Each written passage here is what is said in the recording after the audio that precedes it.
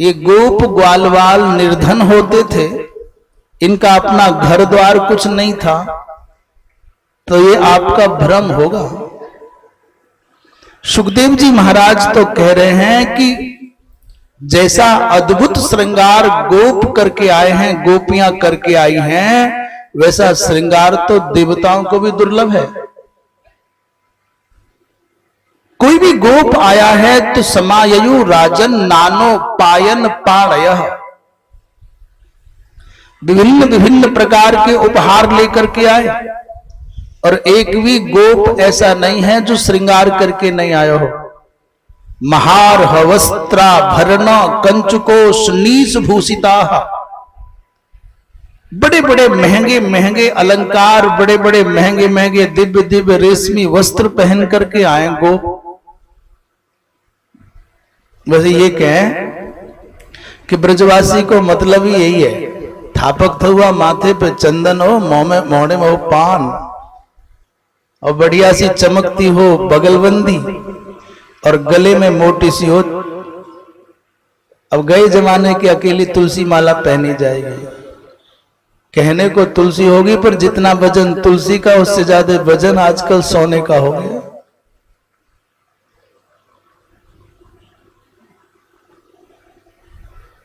एक भी व्यक्ति कोई खाली हाथ नहीं आया, और एक भी किसी भी व्यक्ति को नंद बाबा ने खाली हाथ नहीं लौटाया।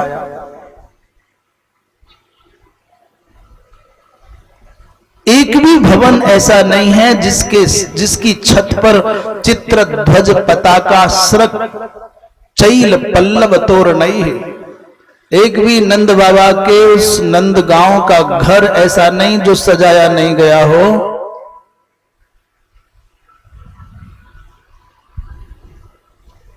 गायों को हरिद्रा से तैल से मिश्रित करके सजाया गया है। गोपियां बहुत सुंदर सुंदर मणियों के आभूषण धारण करके आई हैं, कुंडल पहन करके आई हैं, बड़े दिव्य दिव्य अलंकार धारण करके आई हैं। और गोपांगनाओं के उस श्रृंगार में मध्य मध्य में पुष्पों का भी प्रयोग है। और जब चलकर के गोपियां आनंद से उत्सव के भाव से भरी हुई आ रही हैं, तो उनके सर से, उनके केसों से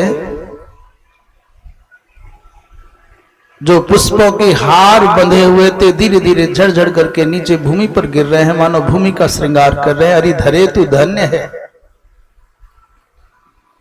उस पृथ्वी का अभिनंदन करते हुए पुष्प कहते हैं, देवी तुम धन्य हो, क्योंकि आज तुम्हारे सौभाग्य को बढ़ाने के लिए भगवान तुम्हारे आंचल में आए हैं।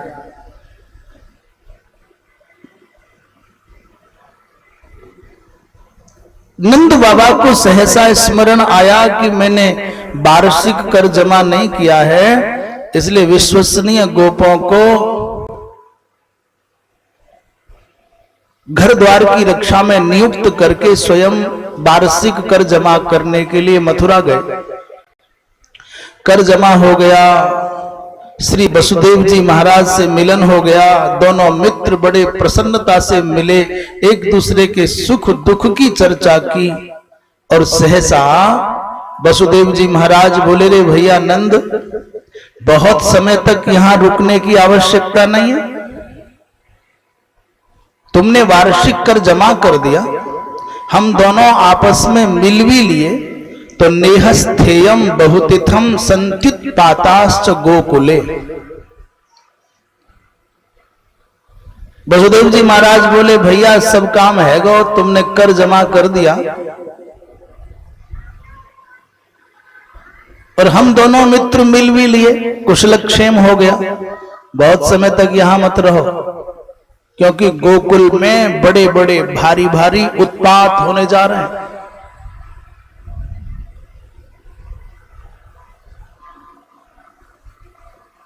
वसुदेव जी महाराज को कैसे पता चला कि गोकुल में उत्पात होंगे? भले ही वो कारागार में बंद किए गए हों, अथवा भले ही शत्रु के नगर में रह रहे हों, वहां का शासक उनका विरोधी हो, पर भले आदमियों का संग देने वाले लोग भले ही कम हों, पर होते अवश्य हैं। ऐसे तो अच्छे लोगों का संग देने वाले सदा से कम होते आए हैं, बुरे आदमी का संग देने वाले हमेशा से अधिक होते आए हैं, और अच्छे आदमी का संग देने वाले गिनती के लोग होंगे। किसी ना किसी बुराई के बहाने से बुरे लोगों में संगठन जल्दी हो जाता है, और अच्छे लोग सिद्धांत की बात करते हैं, सच्चाई की बात करते हैं, पवित्रता की बात करते हैं, तो लोग रूठ जाते हैं, बिखर जाते हैं, अच्छे लोगों का संगठन नहीं बनता। महाभारत के युद्ध में जिस पक्ष में भगवान कृष्ण खड़े हैं, उस पक्ष में पूरा परिश्रम करने पर 7 अक्षौहिणी सेना हुई, और लोग जानते हैं कृष्ण सबसे अधिक शक्तिशाली है। और ये पांडव धर्मात्मा, इन्होंने कभी किसी का एक भी कोई भी व्यक्ति पांडवों के बारे में ये नहीं बता सकता कि इन्होंने किसी का एक कण भी चुराया हो, बेईमानी करके पाया हो, इन्होंने किसी के साथ छल किया हो, कपट किया हो, किसी की पराई स्त्रियों को दूषित दृष्टि से देखा हो। और कौरवों ने पराई स्त्रियों को अपमानित किया, पराई संपत्ति पर कुदृष्टि डाली, बेईमानी से साम्राज्य को ठगा। इतने पर भी दुर्योधन के साथ में जो सेना है वो 11 अक्षौहिणी है। बोली वृंदावन बिहारी लाल की। अच्छे लोगों के साथ देने वाले लोग हमेशा कम रहे।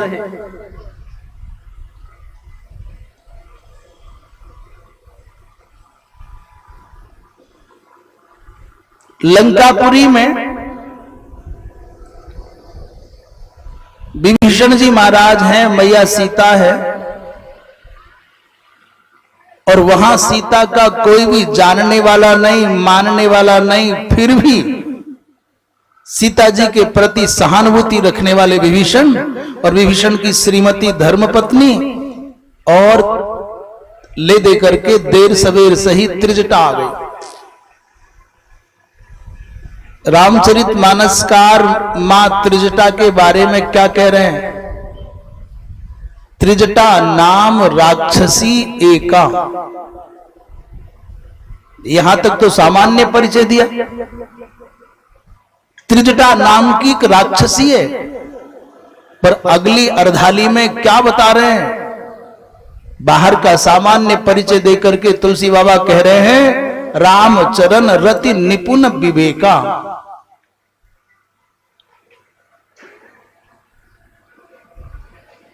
इस समग्र अर्धाली में बाद की एक आधी पंक्ति में त्रिजटा के अंतःकरण का अन्वेषण करते हुए कहा कि भगवान राम के चरणों में रति है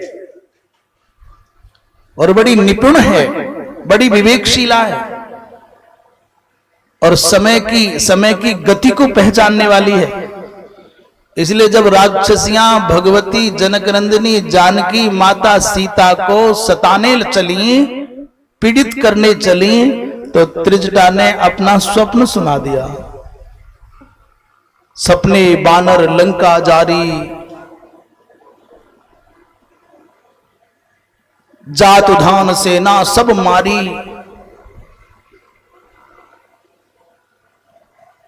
सीता ते करो हित अपना।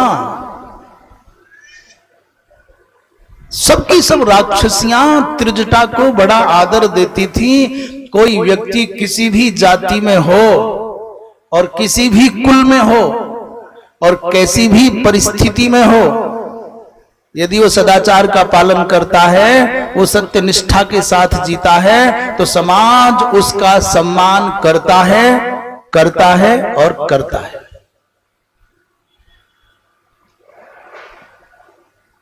इस देश ने जाति को महत्व दिया, इसमें कोई संशय नहीं है। हिंदुत्व वो है, सनातन धर्म वो है जो जाति को बड़ा आदर देता है। हमारे यहां जाति का बड़ा सम्मान है। हमारी धार्मिक आधार भूमि आधारशिला जातिवाद पर आधारित है। जो लोग जातिवाद कह करके हम हिंदुओं को हीन दृष्टि से देखने की बात कहते हैं, वो हिंदुत्व के मर्म को नहीं जानते। ये माना कि हम जातिवाद को मानने वाले हैं, परंतु हमने जातिवाद के साथ साथ किसी के आचरण को भी महत्व दिया है। हम प्रकृति को भी मानते हैं, हम प्रवृत्ति को भी मानते हैं, हम उसकी विशेषताओं का तिरस्कार नहीं करते। इसलिए हम सनातन धर्मियों के यहां यदि कोई ब्राह्मण होकर के कदाचार करता है तो लाखों लाखों वर्ष बीत जाने के बाद भी रावण जैसा मान करके उसका पुतला जलाया जाता है, कोई रोकता नहीं है। और कोई भगवान का भजन करने वाला हो जाता है, उसको तो संत शिरोमणि रविदास जी महाराज कहकर के आदर देता है समाज। अच्छाइयों का आदर करना हमारे सनातन धर्म की एक बड़ी विशेषता है। सच्चरित्रता की पूजा करना, सज्जनता का सम्मान करना, भगवान की भक्ति का प्रकाश जिसके चित्त में उद्भासित होता है उसको आदर देना, ये हमारे सनातन धर्म का स्वभाव है।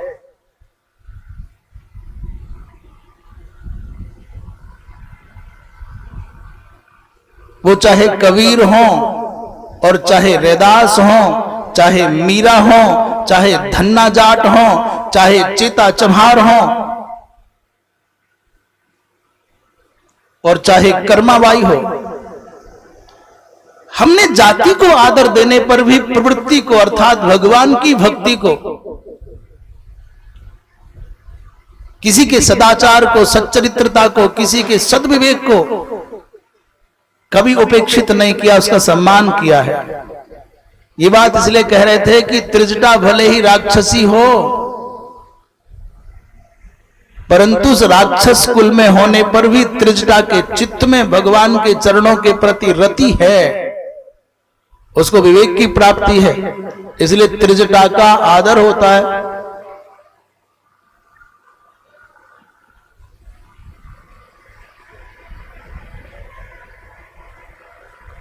और ये इतनी बात जो चली उसके मूल में क्या, वसुदेव जी महाराज को कैसे पता चला कि गोकुल में उत्पात होने की संभावना है। एक बात तो सीधी सी है कि वसुदेव कोई सामान्य व्यक्ति नहीं है, साक्षात परब्रह्म परमात्मा जिनके घर पुत्र बनकर के आए हों वो कोई सामान्य व्यक्ति नहीं हो सकता। जो भगवान का बाप बनने का सौभाग्य पा रहा है वो कोई सामान्य व्यक्ति नहीं होगा।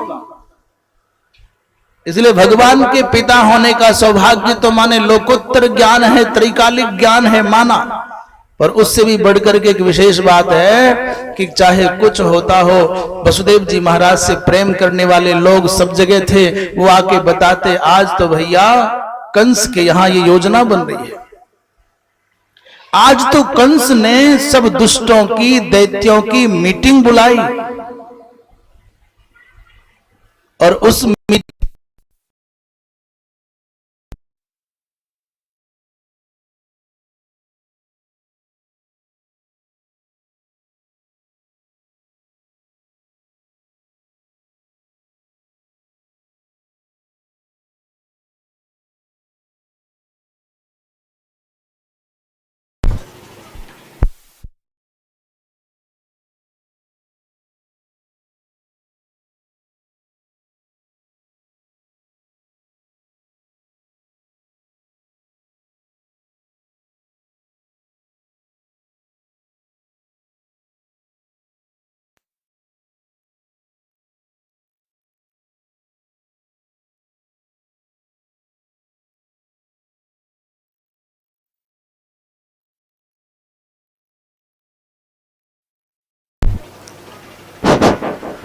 वृंदावन बिहारी लाल की। वो बता देते कि आज तो कंस के यहां मीटिंग भई और सब दैत्य इकट्ठे हुए और कंस ने घोषणा की है कि 10 दिन तक के जितने भी बालक ब्रजमंडल में कहीं हों सबको मार देना चाहिए। इसलिए वसुदेव जी महाराज ने कहा भैया तुम बहुत देर तक मत रहो, गोकुल में उत्पात होने की संभावना है। नंद बाबा मार्ग में लौट करके जा रहे और विचार कर रहे, भाई वसुदेव ने कभी परिहास में भी मिथ्या भाषण नहीं करो। सौरेर न मृषेति विचिंतयन नंदः पथि बचा सौरेर। मार्ग में सोचते हैं नंद बाबा कि वसुदेव ने कभी परिहास में भी मिथ्या भाषण नहीं किया। ऐसा चिंतन करते हुए जा रहे हैं तो भगवान की शरण में जाते हैं, प्रभु अब तुम ही रक्षक हो। हे गोविंद, अब मेरे ब्रजमंडल की, मेरे गौ मातन की, मेरे परिवार की, मेरे लाला की रक्षा तुम्हारे हाथ में। इधर तो मथुरा से नंद बाबा चले अपने गोकुल की ओर और उधर पूतना महाराज पहले ही पहुंच गई नंद बाबा के आंगन में। श्री सुखदेव जी महाराज परमहंस शिरोमणि महात्मा कह रहे हैं, इस पूतना ने अपनी क्रूरता को, कुटिलता को, अपने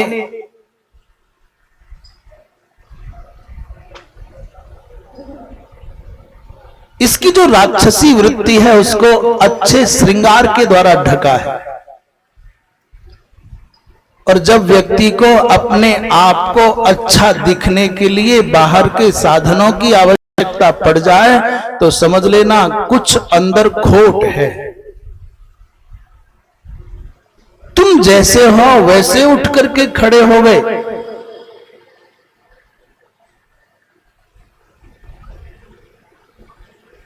चाहे जितने बुरे हो, आप भगवान की ओर बढ़ जाओगे तो आपकी बुराइयां भगवत प्राप्ति में बाधक नहीं बनेंगी।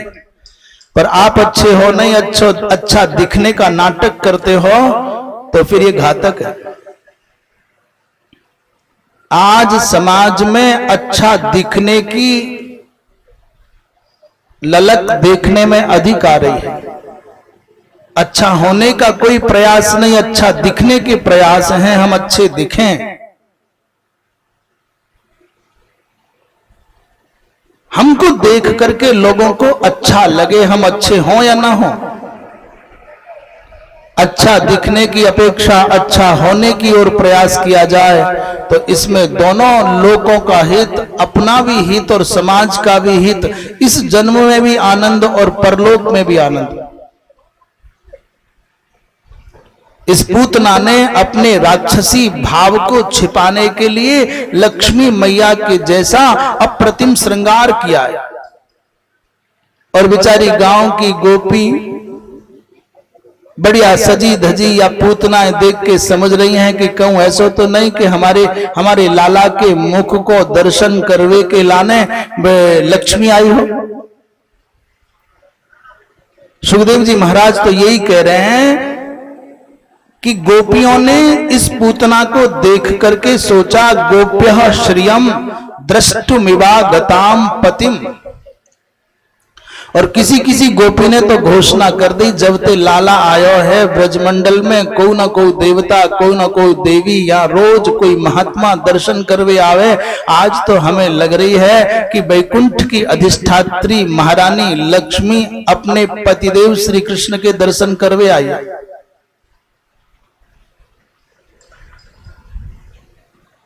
पूतना ने नंद बाबा के आंगन में पालने में लेटे हुए बालकृष्ण लाल को देखा तो तीव्र गति से चल करके कृष्ण को गोद में उठाना चाहती।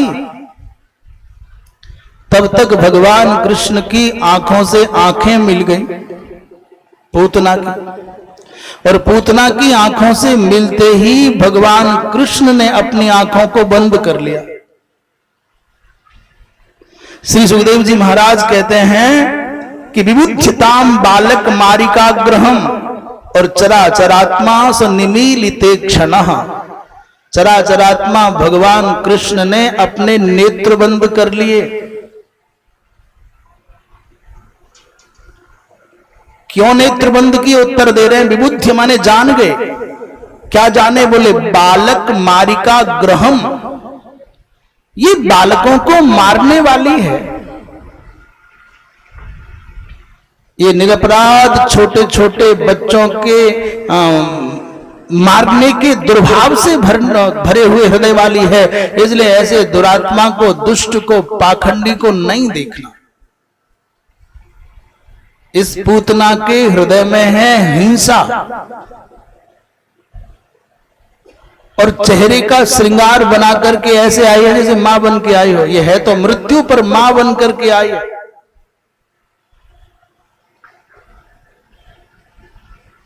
इस कथानक से सूत्र निकलता है कि परमात्मा पिंगला नाम की वैश्या को भी सुलभ हो सकता है, क्योंकि पिंगला ने अपने आप को छुपाया नहीं है।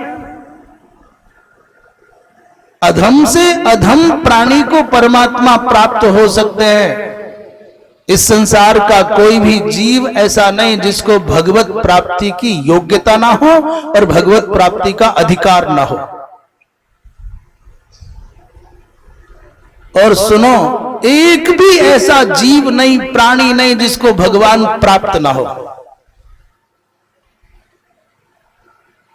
आप जितने बैठे हो, मैं आपको शपथ पूर्वक कह सकता हूं, आप में से एक भी ऐसा नहीं जिसको भगवान की प्राप्ति नहीं हो चुकी हो।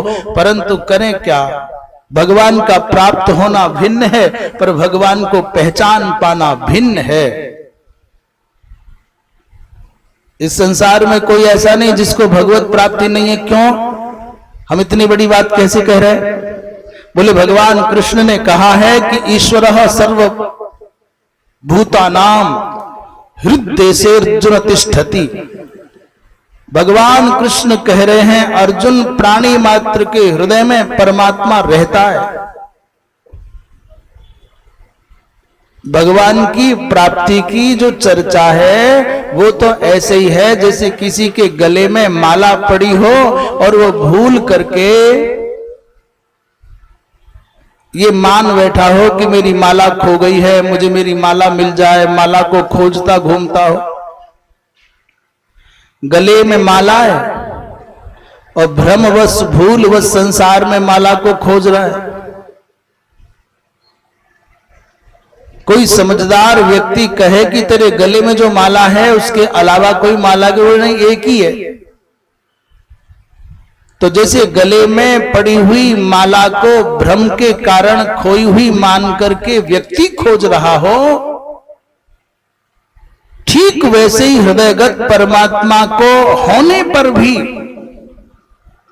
अन्यत्र खोजने का जो प्रयास कर रहा है वो अंदर होने पर भी भ्रमवश खोया हुआ माने बैठा है। एक भी प्राणी ऐसा नहीं जिसके अंदर परमात्मा सत्ता ना हो, और एक भी प्राणी ऐसा नहीं जिसको भगवान का साक्षात्कार होने के अवसर सुलभ ना हुए हों। परंतु अभागा संसार के विषयों में इतना डूबा है कि उसको भगवत प्राप्ति के अनंतर भी विश्वास नहीं होता, भरोसा नहीं होता।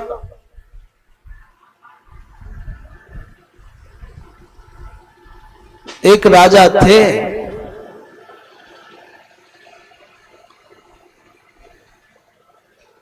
राजा धीरे धीरे धार्मिक तो थे, बूढ़े हो गए, कोई पुत्र नहीं था, राजकुमार नहीं था, राज्य का उत्तराधिकारी नहीं था। चिंतित रहते थे कि मेरे बाद इस राज्य का क्या होगा, प्रजा का पालन करने वाला, धर्म का पालन करने वाला कौन आएगा, कब आएगा, कैसे आएगा।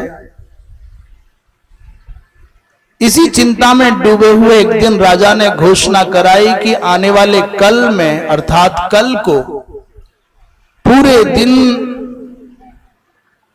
हमारे दुर्ग के द्वार खोल दिए जाएंगे, हमारे राजमहल के दरवाजे खोल दिए जाएंगे, कहीं ताला नहीं होगा, और जो भी कुछ संपत्ति होगी सब बाहर सजा दी जाएगी।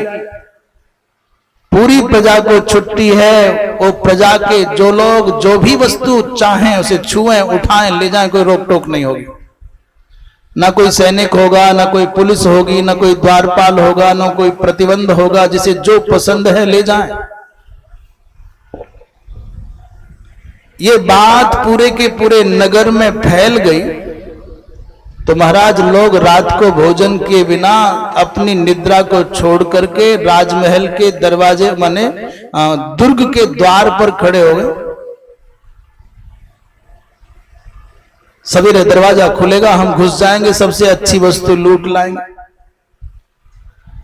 प्रातःकाल नियत समय पर द्वार खुला, टूट पड़ी भीड़। यद्यपि दरवाजे के पास में एक निकुंज में शांति से वृद्ध महाराज बैठे हुए दृश्य को देख रहे हैं, लोग भाग रहे हैं। कोई मिठाई की ओर भागता, कोई रत्नों की ओर भागता, कोई सोने की ओर भागता, कोई चांदी की ओर भागता, कोई फलों की ओर भागता, कोई घोड़े देख रहा है, कोई हाथी देख रहा है, कोई कुछ देखता है। सवेरे से लेकर दोपहर हो गई, पर एक भी व्यक्ति ऐसा नहीं जो राजा का हालचाल लेने के लिए राजा के पास आ जाए। लोग आ रहे हैं, अपनी मर्जी का सामान उठा रहे हैं और लौट जा रहे हैं। दोपहर के बाद लगभग सायंकाल का समय आ गया, धीरे धीरे भीड़ छटने लगी, सामान घटने लगा, लोग आते अपनी मर्जी का सामान ले जाते, पर एक भी व्यक्ति अभी तक राजा के पास नहीं आया। महाराज आप कैसे हैं, आपने कुछ खाया कि नहीं खाया, पिया कि नहीं पिया? राजा सब तमाशा बैठा बैठा आनंद से देख रहा है। सूर्यास्त होने से कुछ देर पहले एक युवक आ रहा है, बड़ा देदीप्यमान उसका भाल मंडल है और सिंह के जैसी उसकी निर्भीक चाल है। वो राजमहल के द्वार पर आकर के खड़ा हुआ, चारों ओर देखा और सरसरी तौर पर सारी वस्तुओं को देखने के बाद में उसने खोजा कि महाराज कहां है। देखता है महाराज एकांत में एक कुर्सी पर बैठे, सिंहासन पर बैठे हैं। सीधा उनके पास आ गया। पूरे दिन में पहली बार कोई व्यक्ति महाराज के पास आया। महाराज ने कहा, भाई यहां क्या रखा है, मैं तो बूढ़ा और खाली हाथ हूं। आज प्रजा की स्वतंत्रता है, जिसको जो चाहिए वो ले सकता है, किसी पर कोई प्रतिबंध नहीं है। अरे युवक तुम जाओ, तुम्हारी अवस्था है, तुमको जो मनोनुकूल लगे जो ले जाओ। उस युवक ने कहा, महाराज मुझको जो चाहिए था मैंने पा लिया। सवेरे हो गया है, सवेरे से शाम होने जा रही है, अभी तक किसी ने आपकी ओर देखा नहीं, ऐसा लगता है। और ऐसा लगता है सुबह से शाम हो गई, आपने पानी तक नहीं पिया है। महाराज आपके जैसे धर्मात्मा महाराज को छोड़ करके इस संसार में और पाने योग्य क्या है? इसलिए जिसको जो पसंद आया आपने कहा वो ले जाए, मुझे जो पसंद आया है मैंने उसको ले लिया। और ऐसा कह करके महाराज का हाथ पकड़ लिया। उस युवक के द्वारा हाथ पकड़े जाने पर राजा की आंखों में आंसू आ गए। इस संसार की चमक दमक के आकर्षण में बंधा हुआ मनुष्य अपने कर्तव्यों को भूल जाता है। सुख की अभिलाषा में अपने पूज्य जनों की उपेक्षा कर बैठता है। उस महाराज ने समग्र गुणों की परीक्षा करने के बाद घोषणा कर दी, मैंने कल का जो आयोजन रखा था वो पूर्ण सफल हो गया। मुझको इस राज्य का उत्तराधिकारी मिल गया, मुझको मेरे बुढ़ापे का सहारा मिल गया, मुझको मेरा पुत्र मिल गया है। हमें किसी राजा की कथा सुनाने का कोई शौक नहीं। उस परमात्मा ने भी इस संसार के राज दरबार में सब वस्तुएं सजा रखी हैं। फूल चाहिए, फल चाहिए, सोना चाहिए, चांदी चाहिए, पद चाहिए, प्रतिष्ठा चाहिए, धन चाहिए, दौलत चाहिए, कीर्ति चाहिए। तुम्हारी मर्जी है, ले जाओ, जिसको जो चाहिए ले जाओ। इसलिए संसार के प्राणी इन्हीं सामान्य तुच्छ उपलब्धियों में पड़े हैं। किसी का ध्यान नहीं कि बूढ़ा राजा अर्थात परमात्मा भी एकांत में बैठा हुआ झरोके से देख रहा है। कोई हजारों में एक होगा जो भगवान की ओर देखेगा, भैया जिस परमात्मा ने ये संसार का सौंदर्य, संसार का आकर्षण और संसार का ये वैभव उपलब्ध कराया है, उस उपलब्ध कराने वाले परमात्मा को प्राप्त कर लोगे तो सब कुछ तुम्हारा हो जाएगा। और वस्तुओं को चुनते रहे, ईंट पत्थर चुनते रहे तो क्या पाओगे?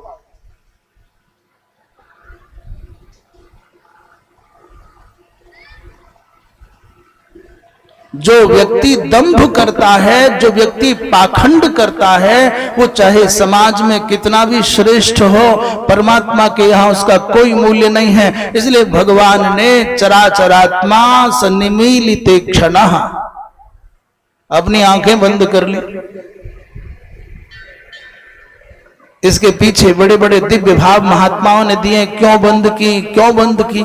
अरे भाई, छोटा सा बालक है, अपरिचित व्यक्ति को पाकर के डरने का अभिनय करता है, इसलिए आंख बंद कर लेता है। पर किन्हीं महापुरुष ने कहा, भगवान कृष्ण की आंखों ने पूतना की आंखों को देखा तो दोनों की दोनों आंखें, इनकी आंख और उनकी आंख, भगवान कृष्ण की आंखों ने पूतना की आंखों को देख करके कहा, तुम हमारी जाति की हो और इस पापनी का संग देते हो। अरे तुम हमारी जाति के नेत्र, और कहां हम गोविंद के सानिध्य में, और कहां तुम इस पापनी दुष्टा पूतना का संग देते हो। तुम अधर्म का, पाप का संग देते हो, इसलिए जाओ, हम तुमको अपनी जाति से बहिष्कृत करते हैं, तुमको देखना भी पसंद नहीं करते। ऐसा सोच करके भगवान कृष्ण की आंखों ने पूतना की आंखों को जाति से बहिष्कृत करने की भावना से आंख बंद कर ली। एक महात्मा कह रहे, नहीं नहीं, भगवान कृष्ण सोच रहे पहले ग्रास में ही मक्खी गिर गई, प्रथम ग्रासे मक्षिका पाता। हम आए थे वृंदावन में, ब्रजमंडल में मक्खन मिश्री खाने, और पहले नंबर पर ही जहर पीना पड़ रहा है।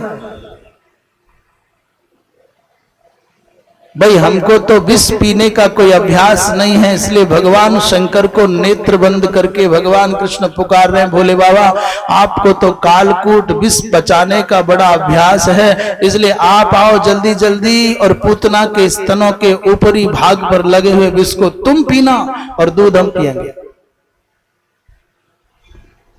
और ये अर्थ आया कहां से? बोले रोष समन्वितो अपिवत, रोषः रुद्रः, रोषो रुद्रः, और तेन रुद्रेण समन्वितः। भगवान शंकर से कहा, भोले बाबा तुम पियो विष और हम पिए दूध। जैसे ही पूतना ने भगवान कृष्ण को अपनी गोद में उठाया और ये सोच करके लाला के मुख में अपनो स्तन दियो कि अब ये एक ही पल में मुंह में ते झाग गिरेंगे, चेहरा नीलो पड़ जाएगा और मर जाएगा, सो है गई उल्टी बात। भगवान ने बड़े प्यार से स्तन पकड़े दोनों हाथों से और मुख में स्तन दिया, तो केवल उसका दूध नहीं पिया, उसके प्राणों का भी पान कर लिया। इतना जोर से भगवान ने पकड़ा कि विह्वल होकर के चिल्लाने लगी, सामुंच मुंचाल मिति प्रभाषिनी। अरे छोड़ दे, छोड़ दे। मानो भगवान कहते हो कि बच्ची पहले तो हम काहुए पकड़े नहीं है, और पकड़ लें तो फिर तार लगाए बिना छोड़े भी नहीं है, हम बीच में ना छोड़े। श्री सुखदेव जी महाराज कहते हैं, राजन उसके नेत्र और हाथ पैर पटकने लग गई, आंखें फटी की फटी रह गई और अपने मूल स्वरूप में आ गई। धड़ाम से गिरी तो पतमानोपि तद्देहस्त्रिगभ्युत्यंतरद्रुमान। महाराज बहुत दूर दूर तक के परिक्षेत्र के वृक्षों को धड़ाम धड़ाम होकर के चूर चूर होते हुए लोगों ने देखा। सुखदेव जी महाराज कहते हैं, हे राजन, उसकी नासिका के दोनों जो छेद हैं वो गिरि कंदर नासिकम, उसकी नाक लग रही है जैसे पर्वत हो और नाक के छेद लग रहे हैं जैसे गुफा हो गए। गंड शैलस तनम रौद्रम, उसके स्तन ऐसे दिखाई दे रहे हैं जैसे कोई पहाड़ी हो। अंधकूप गभीराक्षम, उसके आंखों के जो गड्ढे हैं वो लग रहे हैं जैसे अंधे बिना पानी वाले कुआं हो। उसके वक्ष पर बाल कृष्ण लाल बड़े आनंद के साथ क्रीड़ारत है। मैया यशोदा बिचारी दौड़ी दौड़ी आई और जैसे तैसे करके भगवान कृष्ण को उस पूतना के वक्ष से नीचे उतारा। रोहिणी मैया संग में है, इसलिए रक्षाम विदधिरे सम्यक गोपुच्छ भ्रमणादिभिः। सबसे पहले गोविंद को लेकर के मैया यशोदा गौ माता के पास गई और गौ माता की पूंछ लाला के ऊपर से घुमा रही है, झाड़ा लगा रही है। मेरे लाला के सब अमंगल नष्ट हो जाए हे गौ माता, तुम्हारी कृपाते मेरो लाला सुरक्षित मोय प्राप्त है गयो। या पे कोई ऊपरली अला बला हो तो सब नष्ट है जाए। और केवल गौ माता की पुच्छ का भ्रमण मात्र नहीं किया, गोमूत्रेण स्नापयित्वा पुनर्गो रजसार्भकम रक्षां चक्रुश्च शकृता द्वादशांगेषु नामभिः। केवल गोपुच्छ नहीं भ्रमण कराई, अपितु लाला को गौ माता के मंगल में पवित्रतम गोमूत्र में स्नान भी कराया। और इतने पौ संतोष नहीं भयो तो गौ माता के गोमय को ले रही है। गोमय लेकर के एक एक भगवान के नाम का उच्चारण करे और एक एक अंग पर गौ माता के उस गोमय का स्पर्श करके अभिरक्षा का संपादन कर रही है। ये भारतवर्ष की संस्कृति है। सकल ब्रह्मांड के अधिपति भगवान की रक्षा भी गौ माता के गोपुच्छ भ्रमण से, गोमूत्र स्नपन से और गोमय के द्वारा उनके भिन्न भिन्न नामों का उच्चारण करके भिन्न भिन्न अंगों की रक्षा का भाव। भगवान जाने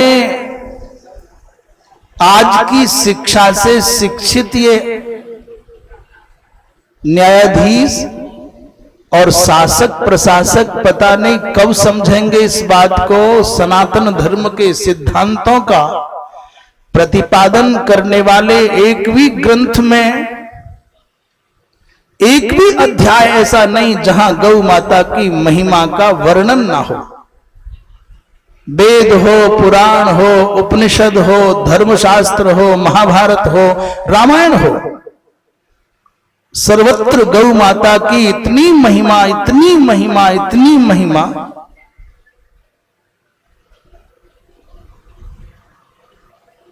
और फिर भी भारतवर्ष में आज भी गौ अपने सम्मान की रक्षा के लिए संघर्षरत है। आज भी गौ माता अपनी सुरक्षा के लिए कातर दृष्टि से सनातनियों की ओर देख रही है। बहुत कुछ बदला, परंतु जो अभी अवशिष्ट है, क्या करोगे इन सड़कों को लेकर के? कहां जाओगे इन मोबाइलों को, भवनों को, हवाई जहाजों को लेकर के? क्या करोगे सोने चांदी का? यदि हमारी गौ माता सुरक्षित नहीं है, गौ माता स्वस्थ और प्रसन्न नहीं है, तो फिर तुम्हारी वर्तमान काल की आधुनिक भौतिकवादी विकासशीलता की योजनाओं से क्या प्रयोजन है? जब तक एक भी गौ माता भूख से त्रस्त होकर के सड़कों पर घूमती हो और एक भी गौ उपेक्षित होती हो, और एक भी गाय के शरीर का एक भी रक्त भूमि पर गिरता हो तब तक भारत का भारत होना शेष है, तब तक भारत का स्वतंत्र होना अभी शेष है, तब तक भारत का समृद्ध होना अभी शेष है, तब तक भारत का विश्व गुरु बनने का सपना अभी अधूरा है। जब एक भी गाय सड़कों पर अनाथ की तरह से घूमती न दिखाई दे, एक भी गाय कोई भूखी और प्यासी न रहे, और एक भी गाय पर किसी विधर्मी की कुदृष्टि इस रूप में ना पड़े कि इसको मारें, तब समझना कि भारत अपने मूल स्वरूप को प्राप्त हो गया। अच्छा गजब ये है साहब, तुम्हें कहूं सड़क पे भैंस अनाथ की तरह घूमती हुई दिखाई दी क्या? गजब देखो, गजब भारत, अजब गजब भारत। आपने किसी ने कि साहब ये भैंस घूम रही है अनाथ, या कोई पूछने वाला नहीं है? कहीं मिले यहां आसपास? हमने तो नहीं देखी कहीं भैंस घूमती हुई। गाय कहीं गए, वहीं गाय अनाथ की तरह से सड़कों पर घूमती मिली, पर भैंस नहीं मिली।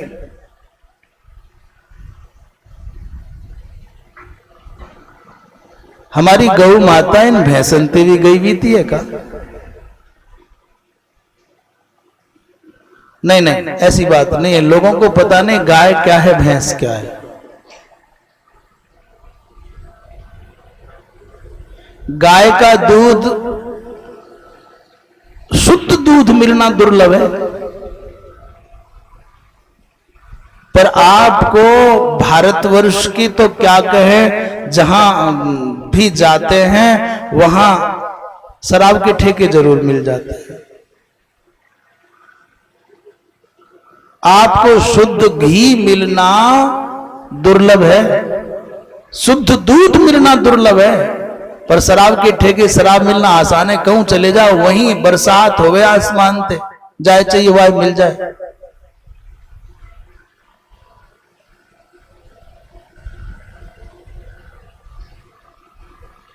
घर के आंगन में गौ नहीं, कुत्ता हो सकता है।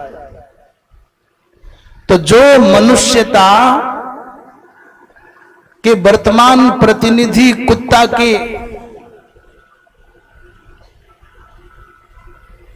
प्रति अपने स्नेह का भाव रखते हो, गौ के प्रति न रखते हो, भैंस को अधिक सम्मान देना जानते हो, गौ को तिरस्कृत करना जानते हो, जिस भारत में दूध और घी दुर्लभ हो और सुरा सुलभ हो जाए,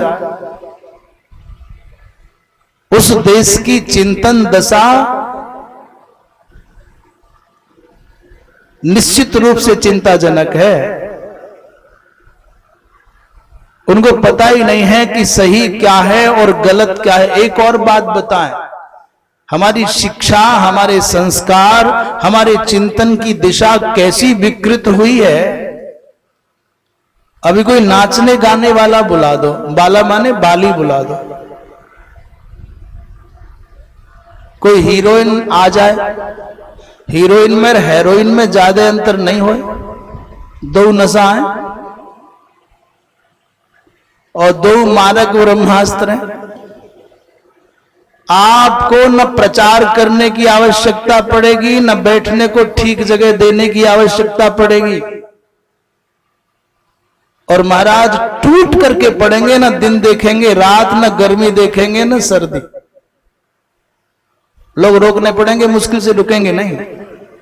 और भगवान के काम के लिए, धार्मिकता के लिए, आत्मोद्धार की बात के लिए सब व्यवस्थाएं जुटाओ तो नखरे करेंगे, आवेंगे नहीं। मनोदशा में परिवर्तन तो है ही।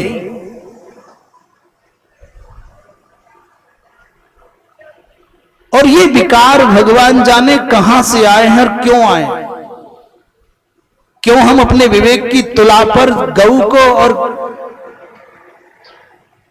दूसरे लोगों को तोल करके नहीं देख पाते।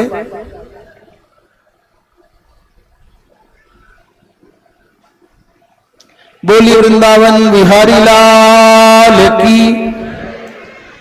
मैया मैया यशोदा लाला के अंग अंग पर शक्रिता माने गोमयेन, गोपियां संस्पृष्ट सलीला अंगेशु करयो पृथक। क्या कर रही हैं? बीजन न्यास स्थापित कर रही हैं। अव्यादजोंघ्री मणिमास तव जान बथोरु यज्ञोच्युतः कटितटम जठरम हयास्य। अव्यात माने रक्षा करे, अजन्मा अज नामक परमात्मा मेरे लाला के चरणन की रक्षा करे, ऐसा कह करके थोड़ा सा गोमय का स्पर्श भगवान कृष्ण के चरणों पर लगा देती है। और मणिमान नामक परमात्मा तुम्हारे जानों की माने घुटनों की रक्षा करे, और उरु भाग की यज्ञ नामक परमात्मा रक्षा करे। अच्युत नामक परमात्मा तुम्हारे कटी तट की रक्षा करे, और हयास्य माने हयग्रीव नामक परमात्मा तुम्हारे उदर की रक्षा करे, जठर की रक्षा करे। इस प्रकार भगवान कृष्ण के अंग अंग की रक्षा का विधान किया। उसी समय नंद बाबा पहुंच गए और दूर दूर तक के टूटे हुए चूर चूर वृक्षण ने देख करके और बड़ी भयंकर पड़ी हुई पूतना के शरीर को देख करके कहने लग गए, रे भैया मोय तो लगे वसुदेव तो कोई महात्मा है। नंद बाबा कह रहे नूनम बतर्षि, अरे भैया मोय तो लगे ये जो वसुदेव है ना, नूनम बतर्षि संजातो योगेशो बा समास सह। वसुदेव ने तो मथुरा में बैठे बैठे ये बात जान ली कि ब्रजमंडल में भयंकर उत्पात है रे। अंततः नंद बाबा ने सभी गोप ग्वाल वालों के साहचर्य से इस पूतना के अंगों को अलग अलग विभाजित करके अलग अलग चिताएं लगाई और अंतिम संस्कार करने लगे। सुखदेव जी महाराज कहते हैं, राजन इस पूतना के शरीर के जलने से बड़ी दिव्य सुगंधी से पूरा वातावरण महक गया। ये बात बड़े गौर से सुनने की है, ध्यान से सुनने की है। पूतना के शरीर के जलने पर पूरे वातावरण में उसके शरीर से निकली हुई सुगंध के कारण सुगंधी फैल गई। और ये बात कह करके श्री सुखदेव जी महाराज स्वयं कहते हैं, हो भी क्यों नहीं, भगवान कृष्ण ने जिसका स्तन्य पान किया हो, दुग्ध पान किया हो, भला उसके जीवन में कोई दोष रह सकता है क्या? श्री कृष्ण जिसकी गोद में आए हो, श्री कृष्ण ने जिसका स्तन्य पान किया हो, भला उसके जीवन में कोई दोष, कोई दुर्गुण, कोई दुर्गंध रह सकती है क्या? और इतना ही नहीं, श्री सुखदेव जी महाराज कहते हैं, राजन जो पूतना के मोक्ष की कथा को और भगवान कृष्ण की इस बाल लीला को ध्यान पूर्वक सुनता है, श्रद्धया शृणुयात, तो गोविंदे लभते रतिम, भगवान के चरणों में उसकी प्रीति हो जाती। न जाने पूतना के कौन से जन्म का पुण्य जग गया, लेभे गतिम धात त्रिचिताम ततोन्यम और कंबा दयालुम शरणम ब्रजेम। महाराज जिघांसया पायदप्य साध्वी, ये मारने की भावना से आई भगवान कृष्ण को। जिघांसया माने हंतुम इच्छया,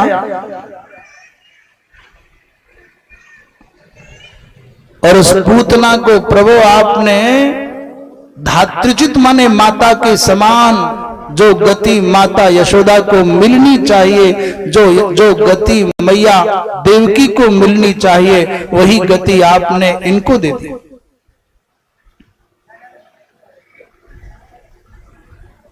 सुनते हैं, एक बार किसी ने भगवान कृष्ण से प्रश्न किया,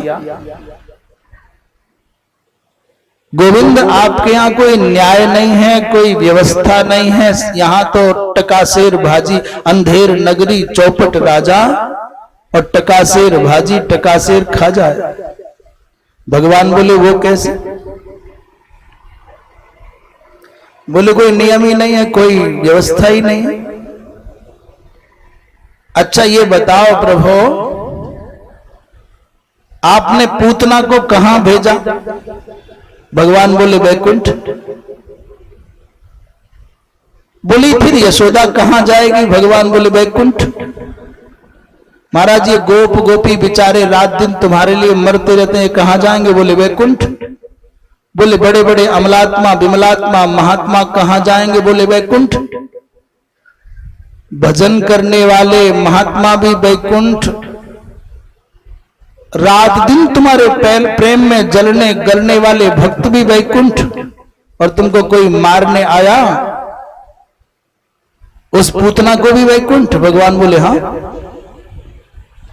बोले महाराज कोई नियम भी है कि सबको वैकुंठ ही भेज दोगे? भगवान बोले भाई मैं उत्तर तो क्या दूं, एक कथा सुना दो।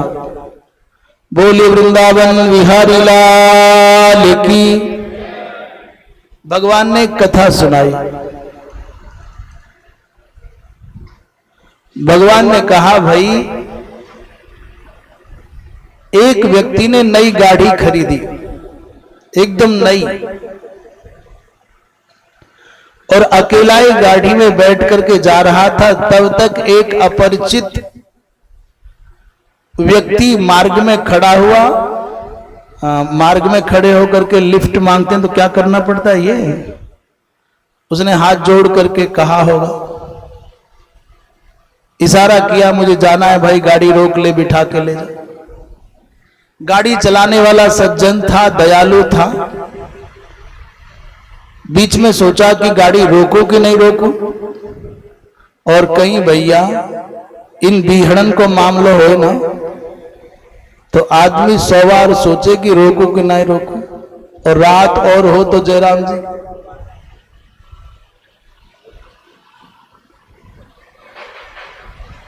वो तो भली बात हो कि यहां बटेश्वर नाथ आके बैठ गए, नहीं तो राम ही जाने का होता।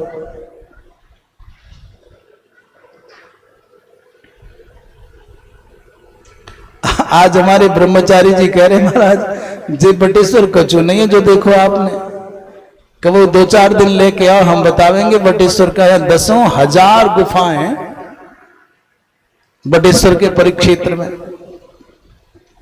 यमुना और चंबल के मध्य का भाग बड़ा विलक्षण है, बड़े बड़े तपस्वी यहां हुए हैं। और जब इनने चंबल कही तो मेरे सांस अटक गए। भिंड हो, मुरैना हो, जे इटावा हो, बाकी सब तुम खुद ही समझ लो।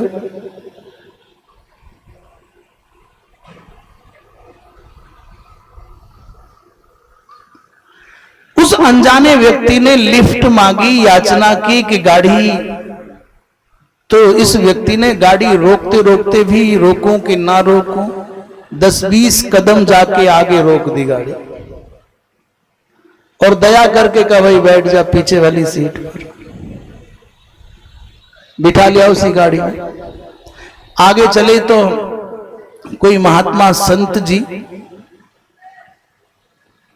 मार्ग में खड़े, उन्होंने याचना नहीं की कि हमको गाड़ी में बिठा लो, परंतु सज्जनता के कारण कोई संत पैदल जा रहे हैं और मैंने नई नई गाड़ी खरीदी है, ये संत बैठ जाएंगे तो मेरी गाड़ी पवित्र हो जाएगी, इस भाव से गाड़ी पास में रोकी। हाथ जोड़े, बाबा आ जाओ बैठ जाओ, कहां जाओगे वहीं छोड़ दूंगा। महात्मा बोले अच्छी बात है, ले लाला तेरो भलो हो। महात्मा जी बैठ गए, गाड़ी चल पड़ी। आगे थोड़ा सा गई तब तक इसको दिखाई दिया मेरे गुरुदेव, जिनकी कृपा से मुझे सब कुछ मिला है, वो गुरुदेव जा रहे हैं पैदल पैदल। महाराज ये जल्दी से पास में जाके गाड़ी रोकी, गाड़ी से उतरा, चरणों में प्रणाम किया और हाथ जोड़ करके बोला कि प्रभु मेरी गाड़ी में बैठो, पवित्र कर दो गाड़ी। गुरुदेव ने कहा लाला हम तो पैदल चलते हैं, गाड़ी में नहीं बैठते। अब ये हाथ जोड़े कि नहीं गुरुदेव छू दो, एक बार चरण डाल दो, मेरी गाड़ी पावन हो जाएगी। और गुरुदेव के नहीं हम गाड़ी में नहीं बैठते, हम तो पैदल चलते हैं। तो मनुहार करके मना करके जैसे तैसे करके उन्होंने अपने गुरुदेव को गाड़ी में बिठा लिया। अनजाने व्यक्ति को भी कहां बिठाया इसने? अब ध्यान से सुनी कि नहीं सुनी कथा? लिफ्ट मांगने वाले अनजाने व्यक्ति को कहां बिठाया इसने? गाड़ी में। और एक क्यों बिठाओ, आगे या पीछे है तो गाड़ी। अच्छा, एक सामान्य केवल धर्म भावना से एक सामान्य व्यक्ति को कहां बिठाया? बोले गाड़ी में। और मनुहार करके, प्रार्थना करके, बार बार मना करके गुरुदेव को कहां बिठाया? बोले उसी गाड़ी में। तो किसी ने कहा ये कोई न्याय है? ये तो अंधेर नगरी चौपट राजा है। एक सामान्य व्यक्ति भी वही गाड़ी में और एक विशेष गुरुदेव जैसे महापुरुष भी उसी गाड़ी में। ये तो कोई बात नहीं हुई। उस चालक ने कहा भैया, उस अनजाने व्यक्ति ने याचना की इसलिए गाड़ी में बिठाया, और इस सामान्य व्यक्ति के प्रति मेरा धर्म भाव था इसलिए इनको गाड़ी में बिठाया। और वो मेरे गुरुदेव हैं, वो गाड़ी में बैठे हैं, वो मेरे गुरुदेव वो गाड़ी में बैठे हैं तो मेरी गाड़ी पवित्र हुई है। ऐसे ही पूतना जैसे जीवों को वैकुंठ में भेजना दया है। भगवान का भजन करने वाले और ग्वाल वालों को भेजना उनका अधिकार है, उनका हक है। पर यशोदा मैया जैसी मैया को वैकुंठ में ले जाना तो मेरे वैकुंठ को पावन करने के जैसा है। इसलिए भले ही सब वैकुंठ गए हों, परंतु सबके जाने के भाव अलग अलग हैं। भगवान तो निष्पक्ष हैं, निर्दोषम ही समम ब्रह्म। भगवान ही निर्दोष हैं, भगवान ही सम हैं। उनके सिवा कहां संसार में निर्दोषता है, उनके सिवा कहां संसार में समता है। इसलिए शंका मत करना। अहो बकीयम स्तन कालकूटम जिघांसया पाये दप्य साध्वी। इस बकी को, इस पूतना को, जो असाध्वी थी, जो भगवान को मारने की भावना से आई थी, उसको भी वैकुंठ दे दिया। ऐसे करुणा परायण परमात्मा श्री कृष्ण को छोड़ करके और कौन भजनीय है संसार में। श्री सुखदेव जी महाराज कहते, राजन इसके बाद सकटासुर के सकट भंजन की लीला है। एक दिन लाला ने एक दिन अपने ही हिसाब से करवट बदली। कदाचित औत्थानिक कौतुकाप लवे। और दूसरी बात जन्मरक्ष योगे, जन्मर्क्ष योगे समवेत योषिताम। आज भगवान के संभवतः भगवान 90 दिन के है गए, लगभग 90 दिन का मतलब 27, 7 या 84 दिन के है गए अनुमानित। तीसरे महीने का जन्म नक्षत्र आया। तीसरा महीना नक्षत्र मान से तो 27 नक्षत्र होते, इसलिए 7 या 24 नहीं, 7 या 21, 27 नक्षत्र होते माने 81 दिन के हो गए भगवान। थोड़ा एक आध दिन इधर उधर हो सकता है। अच्छा, जब हमने 7 या 24 कहा तो भाई हम गणित नहीं आता हमको, इसलिए हमारे ऊपर हंसना नहीं। और गणित आ गया होता तो फिर साधु ही कैसे बनते। गणित वाला तो भाई जी हर चीज को लाभ हानि की तराजू पर तोल करके आगे चलता है।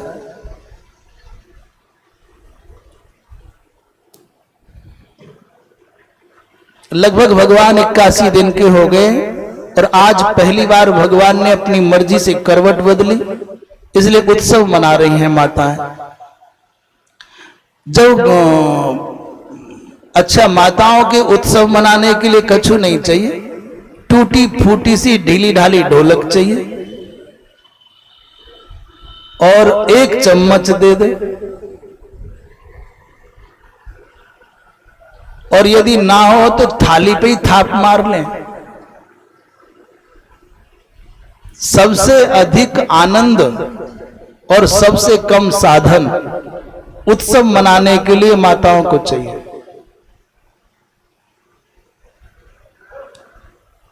सामान्य सी सामान्य जगह पर झुरमुट बना के कम से कम जगह में ज्यादा से ज्यादा ये बैठ जाए,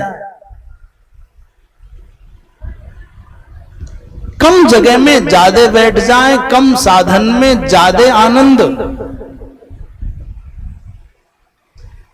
और भगवान की ऐसी कृपा, मैयन ने चाहे भजन याद नहीं हो पर ले पूरी मिला लें आपस में। भजन याद नहीं होता, जो गीत गाना होता है, पर 10-20 बैठी हैं तो एक दूसरे की लय में लय मिला देती हैं। गाने वाली एक आदि हो गए। जब अपने चरम पर उत्सव चल रहा था, गीत वादित्र, वाद्य यंत्र है, गीत है, और उधर दूसरी ओर बोले द्विज मंत्र वाचकईस, केवल मैया ही भजन गा रही हो सो नहीं है, ब्राह्मण देवता भी मंत्र पाठ करवे आए और लाला को अभिषेक किया। सुनो रविशेचनं सती। जब ब्राह्मण देवताओं ने पूजन पाठ आदि कर लिया और उधर उत्सव की अपने विधा चल रही थी, अचानक भगवान कृष्ण को निद्रा जैसी अनुभव आने लगी, नींद आ रही है। मैया ने सोचा कि लाला सो जाए, तो घर के आंगन में रखी हुई पुराने सकट माने पुरानी गाढ़ी में, जिसमें अब ऊपर दधी दूध घृत के भांड रख दिए जाते थे, बड़े बड़े मटका, उस बैलगाड़ी के नीचे सकट के नीचे बनाई झूला, और झूला